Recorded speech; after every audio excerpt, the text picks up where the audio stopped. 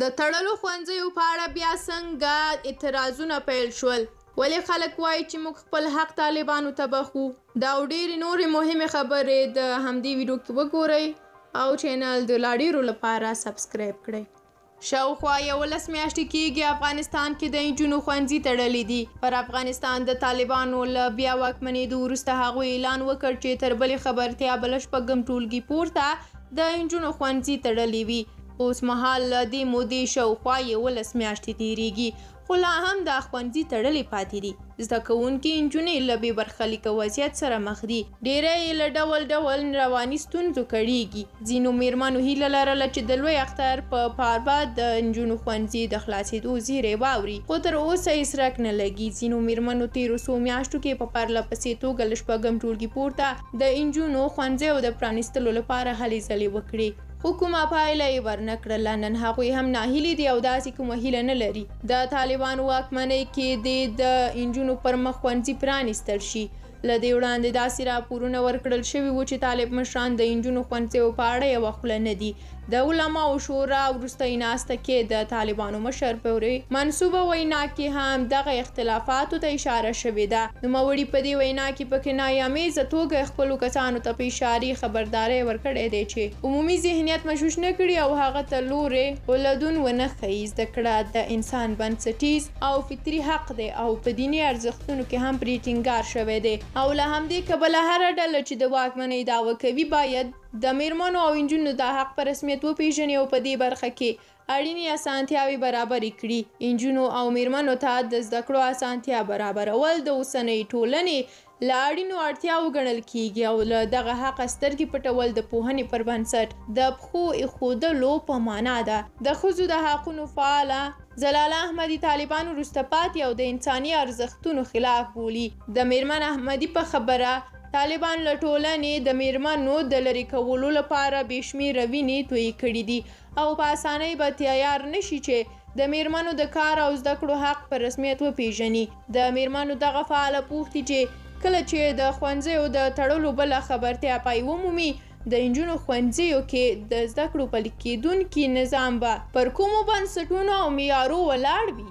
د نوموړي په خبره که د نجونو ښوونځي د طالبانو د ارزښتونو مطابق په بیا پرانیستل شي ښه ده چې همداسې تړلي پاتې وي. میرمن احمدي زیاته کړه د طالبانو مشر پورې وروستۍ وینا له مخې په افغانستان کې د میرمنو د حقونو د ساتنې لپاره هیله پاتې نه ده او ښه به وي چې میرمنې دوامداره مبارزې ته تیاری ونیسي. د نوموړي په خبره د میرمنو د حقونو په اړه د طالبانو په نظامي لیکو کې خپلمنځي اختلافات ورځ تر بلې پراخیږي. هغه باوري ده چې د طالبانو په واکمنۍ کې به له شپږم ټولګي پورته د نجونو ښوونځي نه پرانیستل کیږي او له نجونو غواړي چې تر خپلې وسې هڅه وکړي چې په کورونو کې زده کړې ته دوام ورکړي.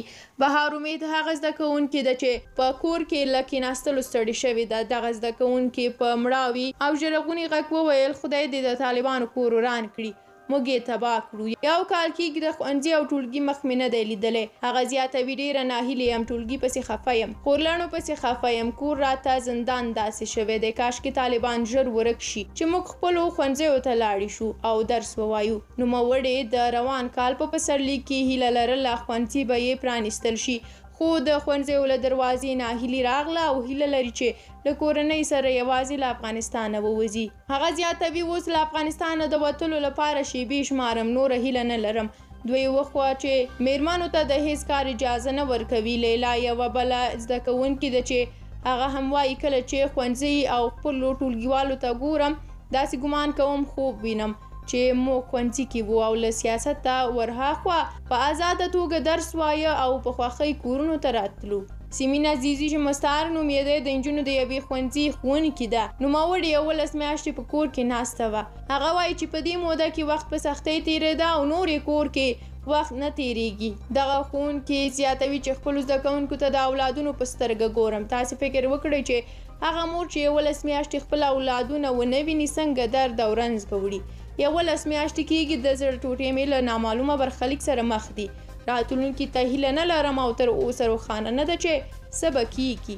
میرمن عزیزي د نجونو ښوونځیو تړل پاتې کېدل او د میرمنو ټولیز ناڅرګند برخلیک د هیواد لپاره د نن او سبا ناورین بولي او وایي چې د طالبانو په دغې واکمنۍ کې کوم ستم چې پر ښځو شوی او کیږي باید د بشریت د تورې دورې تاریخ په توګه ثبت شي. نوموړي وایي چې په دغې پیړۍ کې نړۍ د نورو سیارو د تسخیر په لټه دي. طالبان بیا په دې فکر کوي چې څنګه افغانې میرمنې په تور رولو پټو کې پټې او له خپلو لومړنیو حقونو بې برخې کړي. ورته مهال د میرمنو حقونو ځینو فعالانو هم طالبان د میرمنو د حقونو سرغړونکي او د زه خپل حق طالبانو ته بخم تر نامه لاندې د اعتراض پیلولو پر طالبان د نړیوالې ټولنې د لا زیات فشار غوښتنه کړې ده.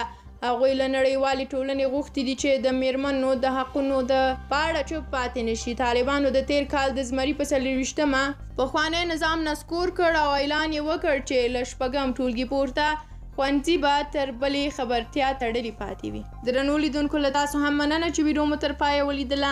دا هم د ښوونځیو په اړه د بازو زده کوونکو او ښوونکو خبرې وي چې تاسو په دې ویډیو کې ولیدل. که تاسو هم اوس کوم څه ویل لرئ نو بیا په کومنټ کې ولیکئ او همدارنګه د چې له کوم ځای څخه زموږ ویډیوګانې ګورئ حتما یې په کومنټ کې ولیکئ. تر بیا د خدای په امان.